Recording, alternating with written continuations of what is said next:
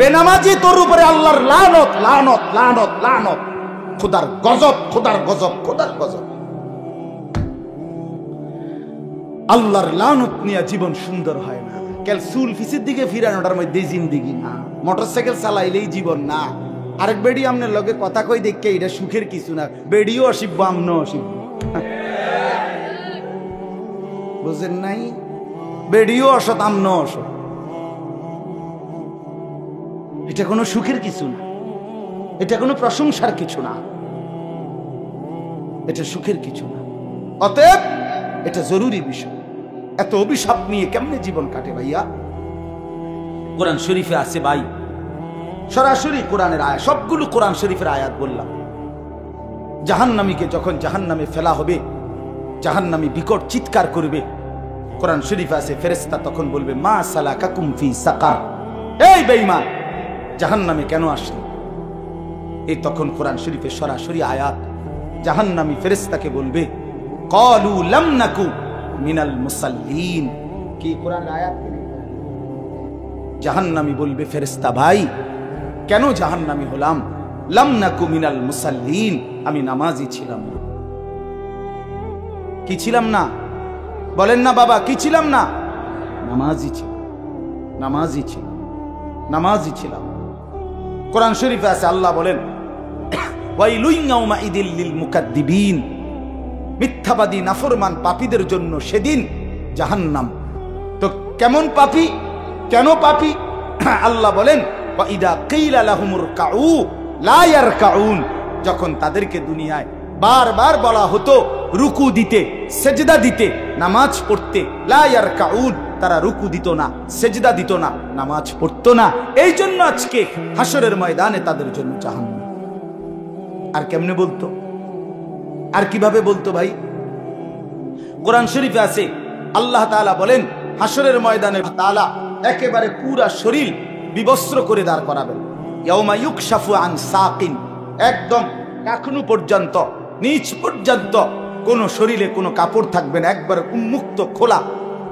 এই অবস্থায় দাঁড়াবার পরে আল্লাহ তাআলা বলেন ওয়ায়ুদআউনা ইলাস সুজুদ, যত নাফরমান আল্লাহকে সেজদা দেয় নাই, কোরআন শরীফের আয়াত, ফেরেশতা তাদেরকে ডাক দিয়া বলবে বেঈমান তোর এতগুলো সেজদা মোট ছুটেছে তোর হায়াতে, এগুলো এখন ওয়ায়ুদআউনা ইলাস সুজুদ, সেজদা দিতে বলা হবে। আল্লাহর কসম আল্লাহ বলেন ফালা ইয়াস্তাতিউন, লক্ষ কোটিবার চেষ্টা করেও নাফরমান একটা সেজদাও দিতে পারবে না।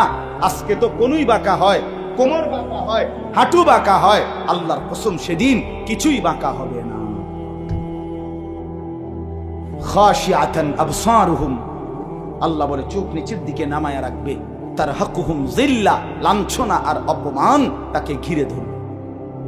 বেইজ্জতি, বেইজ্জতি। পাক্কা নিয়ত করো, আলাদা আলাদা নিয়ত করো, আলাদা আলাদা নিয়ত করো। যুবক ভাই তুমি আলাদা বদলাও, একজন হলে একজন বদলাও। আমার 50 বছর বলার দ্বারাও যদি কেউ একজন বদলে যায়, আর মালিক যদি এই উসিলায় আমারে মাফ করে দেয়, আমি সার্থক। শেষ কথা আমার, এবার আমি শুধু তর্জমাটা শুনাই। আমার মূল বক্তব্যটা আমি অনুরোধ করলাম, এতগুলো ছেলেকে দেখেই মূলত নামাজের এই গুরুত্ব দিলাম। ভাই তোমাদের চেহারা সুরতে অনেক মহব্বত করো, আমরা জানি, ভালোবাসো, আমরা জানি।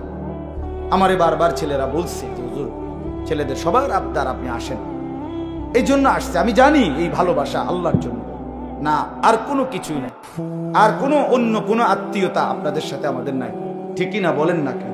শুধু আল্লাহর জন্য। কার জন্য বলেন? আল্লাহর জন্য, আল্লাহর জন্য, আল্লাহর জন্য, আল্লাহর জন্য।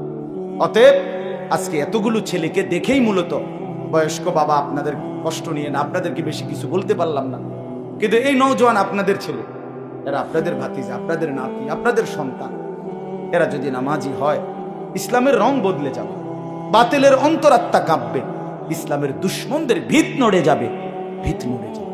প্রতিদিন প্রতি মুহূর্তে এই আমার এই ছোট্ট বাংলাদেশেও ইসলামের বিরুদ্ধে প্রতিদিন সারা পৃথিবীব্যাপী বহুমুখী ষড়যন্ত্রের সকল কার্যক্রম বাংলাদেশেও প্রয়োগ করা হয়। ষড়যন্ত্র একদিনও বন্ধ নাই, দুশ্মনী একদিনও বন্ধ নাই। ইসলাম, মুসলমান, উলামায়ে কেরাম, দ্বীন, ধর্ম, এদেরকে নিশ্চিহ্ন করার জন্য হাজারো রকমের জাল বেঈমানরা পাইতা রাখছে। আল্লাহ আমাদের সন্তানদেরকে আমাদের কাছেই ইসলামের জন্য ফিরায়া দেন। নবী সাল্লাল্লাহু আলাইহি সাল্লামের আখেরি ওসিয়ত ছিল ভাই, নবীজি যখন দুনিয়া থেকে বিদায় নেয়, আম্মা জান আয়েশা রাদিয়াল্লাহু তাআলা আনহার বুকে মাথা রাখা অবস্থায় জিব্রাইল এবং মালাকুল মউত আজরাইল দুইজন সামনে, নবীজির রুহু কবজ করবে এখন।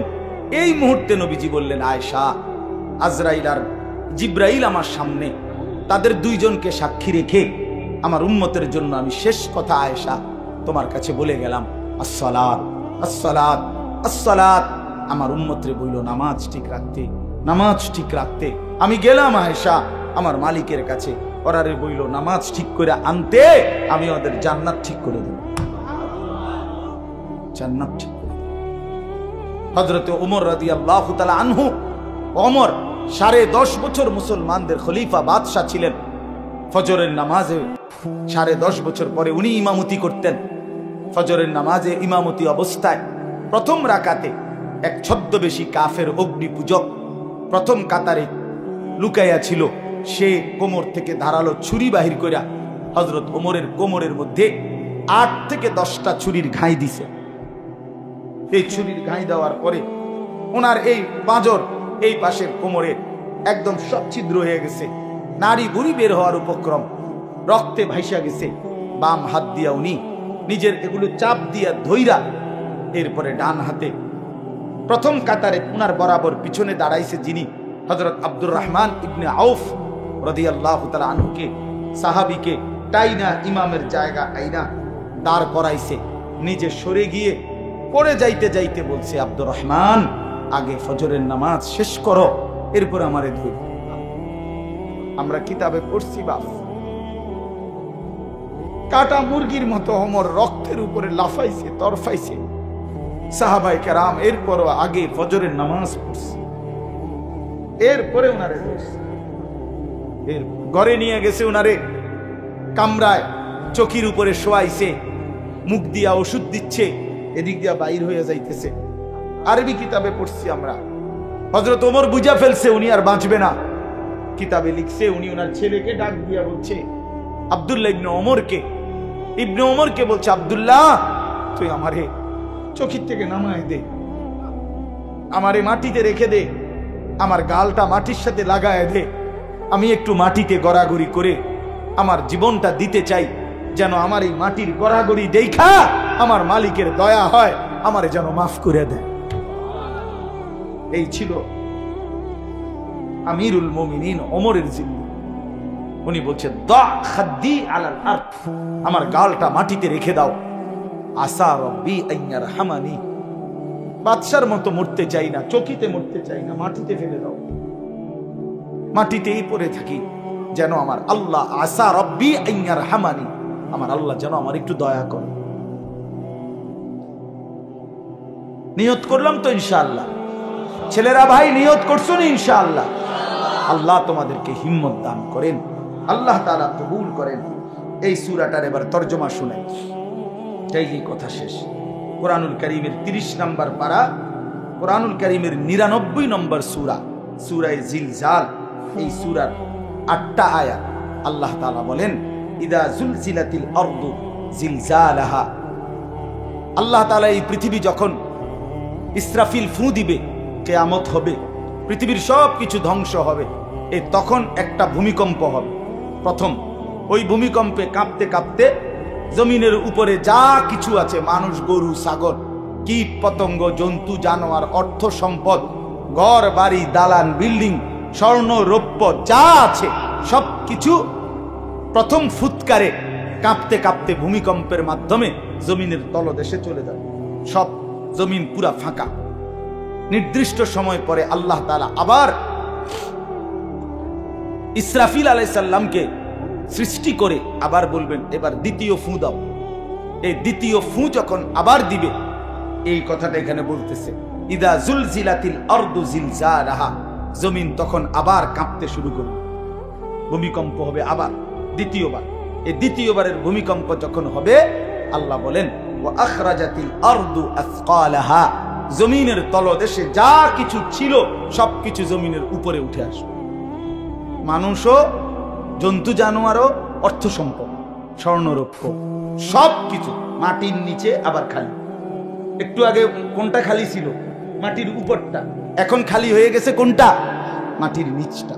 সব উপরে আসবে। একটা আশ্চর্য কথা শুনেন, এই আয়াতের তাফসিরে আছে, নবী সাল্লাল্লাহু আলাইহি সাল্লাম বলেন, মাটির নিচের সমস্ত স্বর্ণ, রৌপ্য, মণি, মুক্তা, হীরা, জহরত, অর্থ সম্পদ সব মাটির উপরে স্তূপ হয়ে যাবে এই হাসরের মাঠে। আর ওইগুলো আল্লাহর কুদরতে এগুলোর জবান খুলে যাবে। এই টাকা পয়সা, স্বর্ণ, রৌপ্যের তাকিউল আরদু আফলাদা কাবাদিহা, মানে জমিনের ভিতর থেকে স্বর্ণ, রৌপ্য, মণি, মুক্তাও বাইর হবে। এগুলো যখন জমিনের উপরে স্তূপ, এগুলো ডাক দিবে। এই স্বর্ণরৌপ্যগুলো ডাকবে মানুষকে, ডাক দিয়ে বলবে, হে অমুক, নাম ডাক দিয়ে বলবে, এদিকে আসো, এই সম্পদের জন্য তুমি চুরি করছো, এই সম্পদের জন্য তুমি ডাকাতি করছো, এই সম্পদের জন্য তুমি বছরের পর বছর সুদ খাইছো, মিথ্যা বলছো, ওজনে কম দিছো, আজ নেও কি পরিমাণ দরকার, আজ নেও, এদিকে আসো, নেও যা লাগবে না। এই সম্পদের জন্য ভাইয়ের হক নষ্ট করছো, এই সম্পদের জন্য অমুককে হত্যা করছো, নাও এখন। এই তখন কোরআন শরীফে আছে ওয়াকাল আল ইনসানু মা লাহা, তৃতীয় আয়াত। তখন লোকেরা একজন আরেকজনকে বলবে, ভাই এটা কি? মা লাহা, এরুমকা, এটা কি? এগুলো কথা বলে কেমন? এগুলো কথা বলতেছে কেন? আরে ঘটনাটা কি? আল্লাহ বলেন, ইয়াউমাইদিন তুহাদ্দিসু আখবারাহা, বান্দা মাত্র তো দেখলা স্বর্ণরৌপ্য কথা বলে, এখন না দেখবা খেলা, এখন দেখবা খেলা। কি খেলা? আল্লাহ বলেন, এবার দেখবা জমিন তোমার পুরা জিন্দেগির বিন্দু বিন্দু বিসর্গ, তোমার জীবনের কর্মকাণ্ড, ভালো মন্দ, নেক বদ, সবকিছু এখন তোমার সামনেই আমি আল্লাহর সামনে বলবো। ইয়াউমাইদিন তুহাদ্দিসু আখবারাহা, জমিনের মধ্যে যত খবর, জমিন সবকিছু মালিকের সামনে পেশ করবে, সবকিছু বলবে, সবকিছু বলবে। তোমার রাতের গুনাহ, দিনের গুনাহ, একাকীর গুনাহ, প্রকাশ্যের গুনাহ, তোমার রাতের তাহাজ্জুদের সেজদা, আবার মসজিদের জামাতে নামাজ পড়েছো সেই সেজদা, সব বলবে মালিকের কাছে, কিছুই আড়াল হবে না। আল্লাহ কোরআনে বারবার বলছে, বান্দা আড়াল করতে পারবা না, আড়াল করতে পারবা না। সবাই বলবে কিভাবে জমিন কথা বলে, কিভাবে স্বর্ণরৌপ্য কথা বলে। অন্য আয়াতে কোরআনের অন্য জায়গায় আছে, ওয়াশাহিদা আলাইহিম সামউহুম ওয়া আবসারুহুম ওয়া জুলুদুহুম। আল্লাহ বলেন, তোমাদের কান, তোমাদের চোখ, তোমাদের সারা দেহের চামড়া আমি আল্লাহর সামনে তোমাদের জিন্দেগির সব কাজ সম্পর্কে সাক্ষী দেবে। শরীরের প্রতিটা চামড়া কথা বলবে। কেন কথা বলে, কেমনে কথা বলে? তো আল্লাহ বলতেছেন, বিআন্না রাব্বাকা আওহা লাহা, আল্লাহ আদেশ করেছেন বলেই কথা বলে। হ্যাঁ, এজন্য মনে রাখতে হবে, শুধু জিহ্বাই কথা বলে জি না, আল্লাহ হুকুম করলে কথা বলে। কথা বলেন না, জিহ্বায় কথা বলে না, না না না। তো যে বেটা বুবা, বুবা মানুষ দেখছেন নি জীবনে? হের জিহ্বা নাই তো হে কথা বলে, তো কি বুঝা গেল? জিহ্বায় কথা বলে না, মালিকের হুকুম হইলে কথা বলে। যে কানে শুনে না, হের এরকম কান নাই, ঠিক না? এদের সমান, তো সে শুনে না কেন? বুঝা গেল আল্লাহর হুকুম হলে শুনে। যে অন্ধ, তার কি এখানে চোখ বলতে কিছু নাই? কথা বলেন না, অন্ধ লোকের এদিক দিয়ে এরকম চোখ নাই, তো হে দেখে না। বুঝা গেল কি? মালিকের হুকুম হলে। ঠিক এরকম আল্লাহ বুঝাইতে চাইছেন, বান্দা তুমি তো মনে করছো জিহ্বা দিয়া শুধু কথা বলে। আরে না বেউকুফ, আমার হুকুমে কথা বলে। তা আমি হুকুম করিলে যদি গোশতের এই টুকরাটা কথা বলতে পারে, তো এই টুকরা বলতে পারবে না? বুঝেন না? আমি হুকুম করিলে জমিন কথা বলতে পারবে না কেন? আল্লাহর হুকুমে কথা বলতে পারে। নবীজি সাল্লাল্লাহু আলাইহি সাল্লাম আল্লাহর হুকুমে নবীজির সামনে একবার এক গ্রাম্য লোক একটা মরা গুইসাপ, গুইসাপ কি আপনারা কি করেন, মানে ছোটখাটো জঙ্গলের থেকে যে বাইর হয়, যে লম্বা হিঙ্গুল, হ্যাঁ এইটা মরা, ওই বেটা ইন্না নবীজির সামনে রাখছে, রাইখা বলতেছে, মোহাম্মদ এই মরা গুইসাপ এটা যদি সাক্ষী দেয় তুমি আল্লাহর নবী, আমি ঈমান আনব। আল্লাহর নবী সাল্লাল্লাহু আলাইহি সাল্লাম ডাক দিবেন, আইয়ুহাদ দব, দব্বুন শব্দের অর্থ গুইসাপ, হে গুইসাপ। সাথে সাথে ওইটা বলে উঠছে, আল্লাহর কুদরতে তার জবান খুলে গেছে, অথচ মরা। লাব্বাইক ইয়া সাদাইক ইয়া রাসূলুল্লাহ, হে আল্লাহর রাসূল আমি হাজির, বলেন কি বলতাম বলেন। নবীজি বললেন, মান খালাকাক, কে তোমারে সৃষ্টি করেছে? তখন সে বলল, খালাকানি ওয়া খালাকাকা রব্বুস সামাওয়াতি ওয়াল আরদ, আপনারও বানাইছেন তিনি, আমারও বানাইছেন তিনি, সাত আসমান ও জমিন বানাইছেন। এরপরে বললেন, মান আনা, আমি কি, চিনো আমারে? বলছে, আনতা রাসূল রব্বিল আলামিন, যেই মালিকের কথা আমারে জিগাইছেন ওই মালিকের রাসূল আপনি। চিন্তাম না আপনারে, আপনি তো সবার রাসূল, রাহমাতুল লিল আলামিন, আপনি গোটা কায়নাতেরই তো রাসূল, আপনি তো সবার, আপনি তো সবার। এজন্য আল্লাহ তাআলার হুকুমে কথা বলে, ইয়াউমা ইদিন ইয়াসদুরুন নাসু আশতাতাল লিয়ারাউ আমালাহুম, আল্লাহ বলেন এরপরে এই সমস্ত মানুষ দ্বিতীয় ফুৎকারে যখন কবর থেকে হাসরের ময়দানে দাঁড়াবে, তো প্রত্যেকেই দলে দলে ফেরেশতারা ভাগ করে করে দিবে। আশতাতান মানে ভাগ ভাগ হয়ে ফেরেশতারা প্রত্যেককে তার আমল অনুযায়ী, পাপ অথবা নেকি অনুযায়ী ভাগ ভাগ করে দিবে। ওই ভাগে ভাগে লাইনে লাইনে প্রত্যেকেই লিউরাও আমালাহুম, নিজ নিজ জিন্দেগীর আমল সচক্ষে দেখতে। ইয়াউমা তুবলাস সারাইর, কোরআন শরীফের আরেক আয়াতে আছে, আল্লাহ বলে, বান্দা তোমার বাহ্যিক আমল না, শুধু তোমার অন্তরের ভিতরে যে কথাগুলো জীবনে কাউরে বলো নাই, কেউ শুনে নাই, কেউ দেখে নাই, সেগুলো আমি খুলে ডাইরেক্ট প্রকাশ করি। হুসিলা মা ফিস সুদূর, ভালো মন্দ কত কথা আমরা কল্পনা করি না, এগুলো। এই শেষ কথা হলো, আল্লাহ তাআলা বলেন, ফামান ইয়ামাল মিসকালা যাররাতিন খায়রান ইয়ারাহ ওয়া মান ইয়ামাল মিসকালা যাররাতিন শাররান ইয়ারাহ। শোনো বান্দা, ঈমানদার হও আর কাফের হও, অনুগত হও আর অবাধ্য হও, আমার প্রতিটা বান্দা তোমরা আজকে হাসরের ময়দানে তোমাদের দুনিয়ার জীবনের এক জাররা অনু পরিমাণ ভালো কাজ তাও দেখতে পাবা, অনু পরিমাণ মন্দ কাজ তাও আজকে দেখতে পাবা। নেক কাজের পুরস্কারও পেয়ে যাবা, নাফরমানি যত সামান্যই হোক এটার শাস্তিও মিলে যাবে। আজ ফিডাও দেখবা, পুরস্কারও দেখবা। পুরস্কার আজ ছাড় দেওয়া এক জাররা, আরবিতে জাররা বলে, আপনার তাফসীরে আছে লা ওয়াজনা লাহু, যেটার কোনো ওজনই হয় না, এত সামান্য, মানে কোনো পাল্লি বাটখারাত দিলে কি আসবে না, 100 গ্রামও না, 1 গ্রামও না, আধা গ্রামও না, কোনো ওজন নাই। লা জিনাতা লাহা, এটার কোনো ওজন হয় না, এত সামান্য। হযরত আব্দুল্লাহ ইবনে আব্বাস বলছে, জাররা মানে কি? বলছে, তুমি যদি মাটির মধ্যে আপনি হাত রাখো, আবার মাটি উঠাইলে, হাত উঠাইলে যদি কিছু সামান্য বালু লাগে, যেটা ঝরে যায়, এই সামান্য বালু যেগুলো, এগুলো হলো জাররা, এত সামান্য।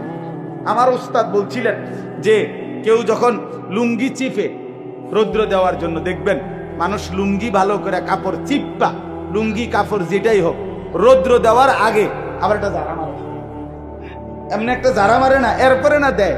এই জারা মারিলে পিচ্ছি পিচ্ছি সামান্য পানির যে ফোঁটাগুলো ছিটকাইয়া পড়ে, এগুলো জাররা, এগুলো ওজন করলে আধা কেজি হইব নাকি, সামান্য। মানে এক কথা এটা বুঝায় আর কি, মূলত আসলেই কোনো কি নাই, ওজনে নাই, একেবারেই সামান্য। যেটা আমি ভাবিও নাই সেটাও আমার আমল নামায় লেখা হয়েছে, লেখা হয়েছে। লা ইউগাদিরু সাগীরাতাও ওয়ালা কাবীরা ইল্লা আহসাহা। অতএব তাফসীরের মধ্যে আছে, এই আয়াতটা কোরআনুল কারীমের নবীজি বলছে, আল আয়াতুল জামিআ, কোরআনের সবচেয়ে পরিপূর্ণ অর্থবোধক একটি কথা এইটা, যে সামান্য অনুপরিমাণ ভালো কাজও তুমি আখিরাতে দেখতে পাবা, সামান্য অনুপরিমাণ মন্দ কাজও তুমি আখিরাতে দেখতে পাবা। তাফসীরের মধ্যে আছে, রাসূলুল্লাহ সাল্লাল্লাহু আলাইহি সাল্লামের জামানায় বহু লোক এই কথাইটা শুই নাই, এই আয়াতের এদ্দুর শুই না কালেমা পড়ে মুসলমান। হ্যাঁ হ্যাঁ, এক ব্যক্তি ফারাজদাকের আত্মীয়, সে নবীজির দরবারে এসে বলছে, মুহাম্মদ তুমি আমার একটা কিছু শোনাও, তোমার আল্লাহর পক্ষ থেকে নাজিলকৃত। নবীজি এই আয়াতটা পড়ে শুনাইছেন। তো ওই ব্যক্তি বলল, হাসবি, আমার জন্য এটাই যথেষ্ট, আমি একথার উপরে কালেমা পড়লাম। এই শেষ কথা। অতএব আজকে ভাই আমার, এই কথার দ্বারা আমি কি বুঝাইতে চাইলাম? এই ছোট্ট সূরার দ্বারা অর্থ হলো আল্লাহকে ফাঁকি দেওয়ার সুযোগ নেই। সুযোগ আছে ভাই। আমাদের জিন্দিগি আমার থেকে আপনি লুকাইলেন, আপনার থেকে আমি লুকাইলাম, আপনারটা আমি জানি না, স্বামীরটা স্ত্রী জানে না, স্ত্রীরটা স্বামী জানে না, ভাইয়েরটা বোন জানে না, বোনেরটা ভাই জানে না, নেতারটা কর্মী জানে না, কর্মীরটা নেতা জানে না। সব হইতে পারে দুনিয়ায়, কিন্তু আল্লাহর থেকে আড়াল করা কোনো সুযোগ নেই। অতএব আল্লাহর কাছে আমাদেরকে ফিরতেই হবে, যেতেই হবে। আর তখন আল্লাহ তাআলা বিন্দু বিন্দু হিসাব আমাদেরকে শোনাবেন, দেখাবেন। অতএব দয়া করে, যেহেতু মরতেই হবে, আখেরাতে যেতেই হবে, আমাদেরকে কবরে যেতেই হবে, যত চালাকি হন, পক্ষে থাকেন বিপক্ষে থাকেন, বন্ধু থাকেন শত্রু হন, যাই হন, মৃত্যু নিশ্চিত। মৃত্যু নিশ্চিত কিনা? রাজপ্রাসাদে যে থাকে তারও মরে যাবে, কুঠির জীর্ণ কুটিরে যে থাকে সেও মরে যাবে। আজকের রাত যার বাসর রাত, তার রাতও বোর হবে। আজকের রাত যার ফাঁসির রাত, তার রাতও বোর হবে। হাসতে হাসতেও কবরে যায়, কাঁদতে কাঁদতেও কবরে যায়। অতএব দুনিয়া থাকার জায়গা নয়। চলেন আমি আপনি সবাই মিলে ফিকির করি, নিয়ত করি, ইনশাআল্লাহ ইনশাআল্লাহ আল্লাহ চাহে তো আমরা পুরা জিন্দিগি আল্লাহকে মানবো ইনশাআল্লাহ, নামাজ পড়বো ইনশাআল্লাহ। আজ কোরআনুল কারীমের মধ্যে আছে, আল্লাহ তাআলা বলেন, বান্দা আমাকে মানবার জন্য, জান্নাত পাওয়ার জন্য, তুমি আখিরাতের পরীক্ষায় উত্তীর্ণ হওয়ার জন্য তিনটা ব্যবস্থা আমি নিয়মিত রাখছি। তুমি যাতে ফেল না মারো, তুমি যাতে পাশ করতে পারো, তুমি যাতে জান্নাতি হতে পারো, এজন্য তিনটা ব্যবস্থা আমি আল্লাহ সর্বক্ষণ তোমার জন্য রাখছি। কয়টা ব্যবস্থা? এক নাম্বার, আমি আল্লাহ তাআলা তোমাকে যতগুলো হুকুম করেছি, যতগুলো নিষেধ করেছি, প্রতিটা হুকুম এবং প্রতিটা নিষেধ পালন করা এবং বর্জন করার, ছেড়ে দেওয়ার শতভাগ যোগ্যতা আমি আল্লাহ তোমার দেহের মধ্যেই দিয়েছি। আমাকে মানার যোগ্যতা সম্পন্ন একটা শরীর দিয়েই আমি আল্লাহ তোমাকে বানাইছি। এমন একটা হুকুম নাই আমার যেই হুকুমে এমন যে যেটা পালন করার কোনো সক্ষমতাই নাই শরীরে, অথচ আমি আল্লাহ বিধান দিছি, এটা হতেই পারে। বুঝেন নাই কথাটা? যেমন মনে করেন আল্লাহ তাআলা বলছেন রুকু করো, কিন্তু এখন আমার কোমরই বাঁকা, তো আমি কেমনে রুকু করব? তাইলে না এটা জুলুম হইতো যে এটা একটা কথা বললেন, আমার কোমরটাই বাঁকা হয় না, আমি ওই ভাই লাইট এটা জ্বালায়ও না, এটা ফালতু কোথাকার বেটা। ছোট বড় বালেক না বালেক সবার হাতে দিয়ে দিছে মোবাইলটা, সবার হাতে। হায় মুসলমান, অপ্রাপ্ত বয়স্ক ছোট ছোট বাচ্চাদের হাতে যেই অভিভাবক, সে মা হোক বাবা হোক, দুলাভাই হোক বড় ভাই হোক চাচা হোক, এই বড় মোবাইল যে তাদের হাতে দেয়, বিশ্বাস করেন তার চাইতে বড় জালেম আর কেউ হতে পারে। ওই মা জালেম যে মা তার সন্তানকে বড় মোবাইল তুলে দিয়েছে, ওই বাপ জালেম, ওই অভিভাবক জালেম। বেটা তুই নষ্ট করে দিলি বেটা তোর সন্তান, তোর একটি পবিত্র সন্তান তুই বেটা নষ্ট করে দিলি। বেটা বাচ্চাটা কাঁদবে, কাঁদলে কি মানুষ মরে যায়? কাঁদলে কি হইতে, নাহলে 2 দিন কাঁদবো। বাচ্চা ভাত খাইতে চায় তো ভাত না খাইলে কি খেতে, রৌদ্রে শুকায় থাকুক, অসুবিধা কি? মোবাইল না দিলে বাচ্চা কাঁদে, মোবাইল না দিলে বাচ্চা ঘুমায় না, মোবাইল না দিলে বাচ্চা খানা খায়। এগুলো কোনো যুক্তি হইতে পারে? আস্তাগফিরুল্লাহ, আস্তাগফিরুল্লাহ, এটা কোনো কথা হইতে পারে? এত বড় জুলুমের কথা। এই ছোট বাচ্চার হাতে কে দিল মোবাইল আপনি বলেন? কোনো হায়া লজ্জা নাই, কোনো অনুভূতি বিবেক নাই। এখানে ওলামায়ে কেরাম আছে, বয়স্ক বাবা চাচা দাদার বয়সী লোক আছে, কারো কোনো আকল তমিজ নেই। আমার যেমন চাই, আমার যেমন চাই। হাদিসের মধ্যে আছে, রাসূলুল্লাহ সাল্লাল্লাহু আলাইহি ওয়াসাল্লাম বলেন, কুল্লু মাউলুদিন ইউলাদু আলাল ফিতরা, প্রতিটি মানব সন্তান আল্লাহকে মানার পূর্ণ যোগ্যতা নিয়েই মায়ের পেট থেকে ভূমিষ্ঠ হয়। ফাআবাওয়াহু ইউহাব্বিদানিহি আও ইউনাসসিরানিহি আও ইউমাজ্জিসানিহি।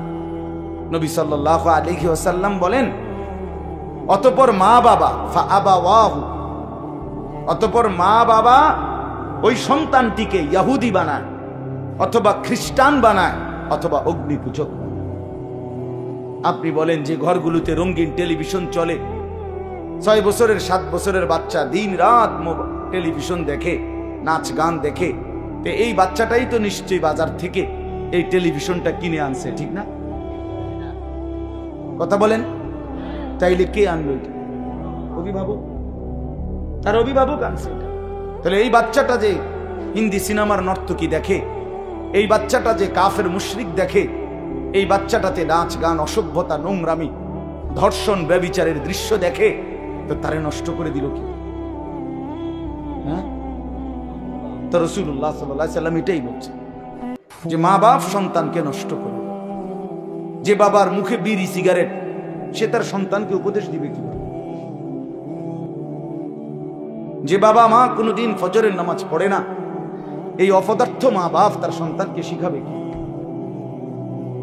যে বাবা কথায় কথায় গালি দেয়, গালি ছাড়া তার মুখ দিয়া কথা বাইর হয় না, এই অসভ্য লোক, সে তার সন্তানকে আখলাক শিখাবে? বলেন বলেন মিয়া, সে কি শিখাবে? মুখে বিড়ি খাইতে খাইতে ভূত পড়ালে করে মানুষ কি মানুষ হইতো? হেইতে জিগাই যে ওই বাচ্চা যদি জিগা আব্বা আমনের মতনই হইতাম, বিড়ি খাই না, যদি বলে না ভূত আমার মতো হইস না, তো যে হুজুর যদি ছেলেটা যদি জিগায় যে আমনের মতো না হইলে যার মতো হইতাম তার মতো আমনে সহ হইলে অসুবিধা কি? চলেন বাপপুত দুজনে আব্দুল কাদের জিলানির মতো হই। বুঝেন নাই কথাটা? চলেন বাপপুত দুইজনেই বদলায় যাই। এটা জরুরি বিষয়। হাসি দিয়ে উড়ে দাও। অভিভাবকের হাতে আল্লাহ বাচ্চাকে দিছে। গরু ছাগলের বাচ্চা অভিভাবক লাগে না। গাভীর বাচ্চা 2 বাজার পরে গাভী বেচ চালায়, কোনো অসুবিধা নাই। এই গাভী বাচ্চা বাছুর দৌড়াইয়া মরে তার জিন্দিগি পার হয়, অভিভাবক লাগে না, এনে শিখানোর কিছু নাই। কিন্তু একজন বাচ্চা, মানুষের বাচ্চার উপরে বাবা মা, চাচা জ্যাঠা, মামা ফুফা, খালু, দাদা দাদি, নানা নানি, বড় ভাই বড় বোন, এতগুলো মানুষ দেওয়ার পরে ছেলেটা নষ্ট হয়ে গেল কেন? এতগুলো অভিভাবক, আস্তাগফিরুল্লাহ, এরপরও সে নষ্ট হয়ে গেল, সম্পূর্ণ নিজের মতো করে চলে ফিরে। এটা কি ধরনের কথা বাপ? এর চাইতে বড় আশ্চর্য কথা কি হইতে পারে? এতগুলো অভিভাবকের বাঁধন থেকে ছুটে গিয়ে সে এখন নিজের মতো চলে। আল্লাহ আমাদেরকে বুঝ দান করে। এজন্য এটা জরুরি বিষয় মনে রাখবেন। রাসূলুল্লাহ সাল্লাল্লাহু আলাইহি সাল্লামের, আপনারা সবাই জানেন, রাসূলুল্লাহ সাল্লাল্লাহু আলাইহি সাল্লামের কলিজার টুকরা ছিল হাসান হুসাইন রাদিয়াল্লাহু তাআলা আনহুমা। এই 2 নাতি নবীর কলিজার টুকরা ছিল, ঠিক না বলেন? রাসূলুল্লাহ সাল্লাল্লাহু আলাইহি সাল্লাম বলছে, হুমা রাইহানাতাই ফিদ দুনিয়া। হাসান হুসাইন এই 2 জন হলো আমার দুনিয়ার সুগন্ধি ফুল। মানুষ যেমন ফুলের ঘ্রাণ নেয়, আতরের ঘ্রাণ নেয়, আমি আমার হাসান হুসাইন থেকে ঘ্রাণ নেই, সুঘ্রাণ নেই। এরকম আদর করতেন। সেই আদরের নাতি আল্লাহ নবীর কাঁধে উঠতেন, ঘাড়ে উঠতেন, কোলে নিতেন। কিতাবের মধ্যে আছে রাসূলুল্লাহ সাল্লাল্লাহু আলাইহি সাল্লাম ওনাদেরকে কোলে বসাইয়া জুমার খুতবা দিতেন, এমনি বয়ান করতেন, মানে এতটা আদর করতেন, এতটা আদর করতেন।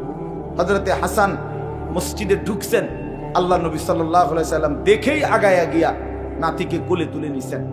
এত আদরের পরেও আমার বলার উদ্দেশ্য হলো, একদিন হযরতে হাসান মানে বড় জন, ওনারে নবীজি একদিন দেখছেন মসজিদে নববীর বারান্দায় কতগুলো খেজুর ছিল, খেজুর রাখছে, সদকার খেজুর, মান্নতের খেজুর কেউ একজন রাখছে।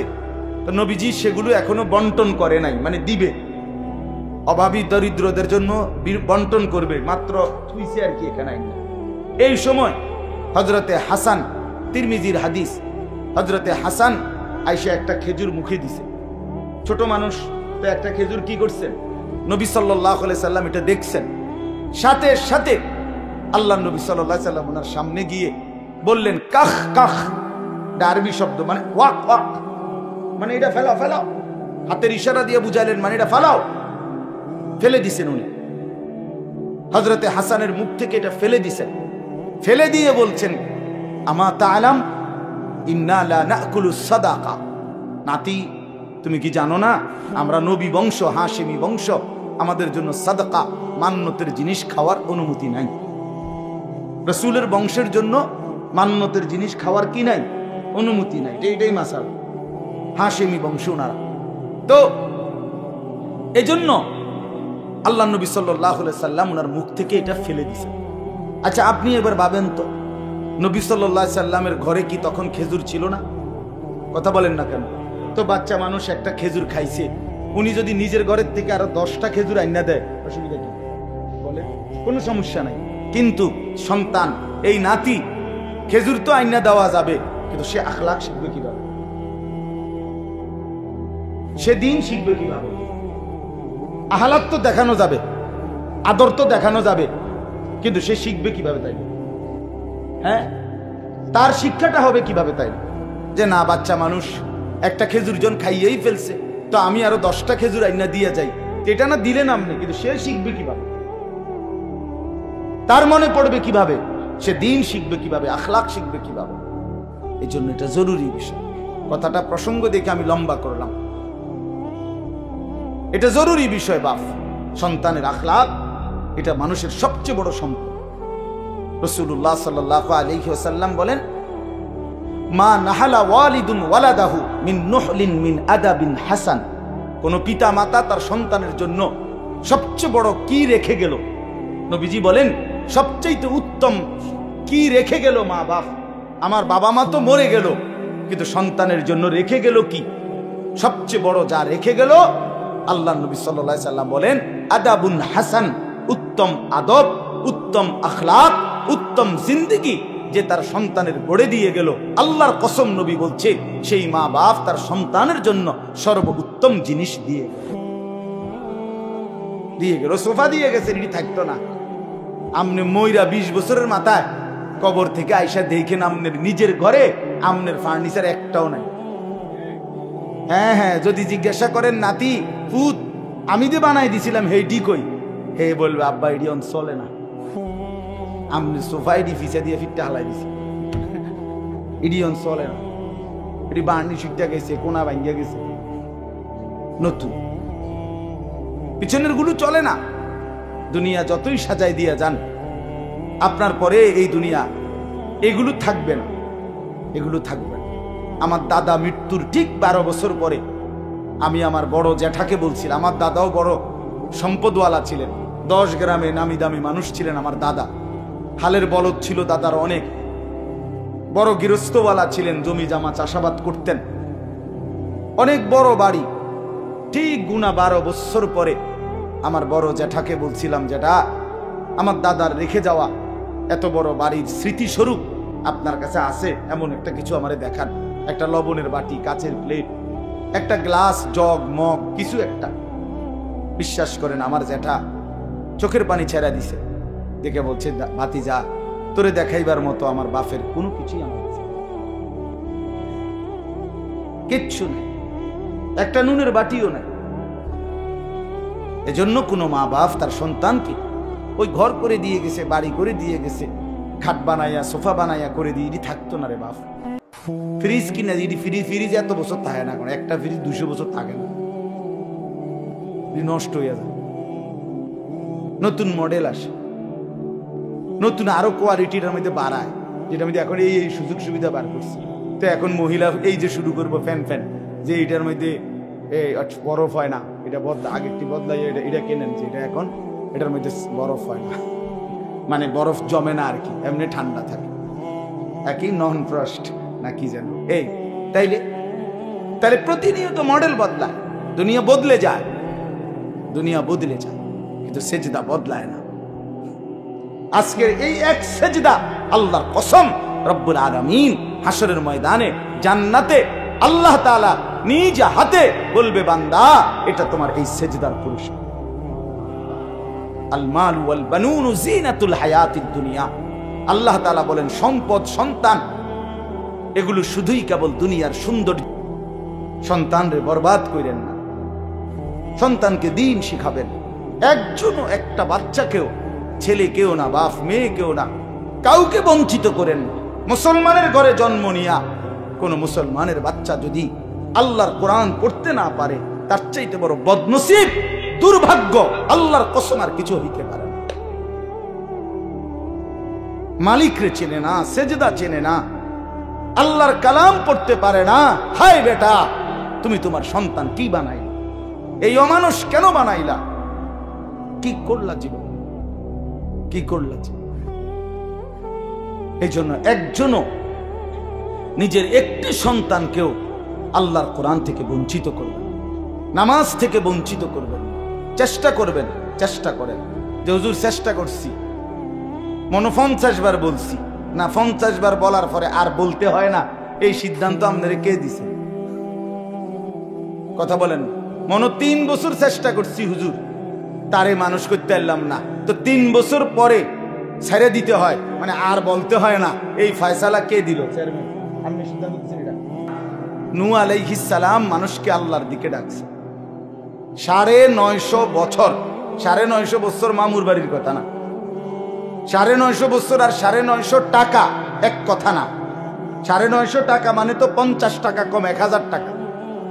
কিন্তু 950 বছর আমরা এক একজনের বাপ দাদা 14 গোষ্ঠী কয়জনের হায়াত মিলাইলে 950 বছর গোনেন, বইয়া বইয়া গোনেন, 60-70 করে মিলান, তাইলে 950 বছর এক টানা তিনি আল্লাহর দিকে ডাকছেন। কিন্তু 950 বছর পরেও যেদিন নৌকাটা ছেড়ে দিবে, তুফানের পানি উঠে গেছে, পানি দেখা যায়, ওয়াফারাত তান্নুর, চুলার মধ্য থেকে পানি উঠে গেছে, পানি বের হয়ে গেছে, নৌকা উনি ছেড়ে দিবে, উনার লোকগুলোরই উঠাইয়া ফেলছে নূহ আলাইহিস সালাম। আল্লাহর কসম কোরআনে আছে, হযরত সূরা হুদের মধ্যে আল্লাহর নবী নূহ আলাইহিস সালাম এই শেষ মুহূর্তে পানি আসতেছে, নৌকা ছেড়ে দিবে, এই সময়ও নিজের কাফের ছেলে কেনান তারে ওই মুহূর্তেও আল্লাহর দিকে, ঈমানের দিকে শেষ মুহূর্ত বাঁচাবার চেষ্টা করছে। ইয়া বুনাইয়া রকাম মা'ানা, ছেলেটাকে বলছে বাপ আয় না, কালেমা পড়ে ঈমান পড়ে শেষবারের মতো বলছি বাপ আমার নৌকায় উঠে আয়, ডুবে যাবি বাপ। ছেলেটা বলছে না বাবা আমি উঠবো না, আমি তোমার ঈমান আনবো না। নূহ আলাইহিস সালাম বললেন তুই তো পানিতে ডুবে যাবি বাপ। ছেলেটা বলল সাআবি ইলা জাবালিন ইয়াসিমুনি মিনাল মা, কোরআন শরীফের আয়াত। ছেলেটা বলল ওই উঁচা পাহাড়ে গিয়ে আমি আশ্রয় নেব, তোমার খোদার পানি এত উপরে উঠবে না। কত বড় ফাজিল! কার সাথে সে যুক্তি দেখাচ্ছে? আল্লাহ পাকের সাথে।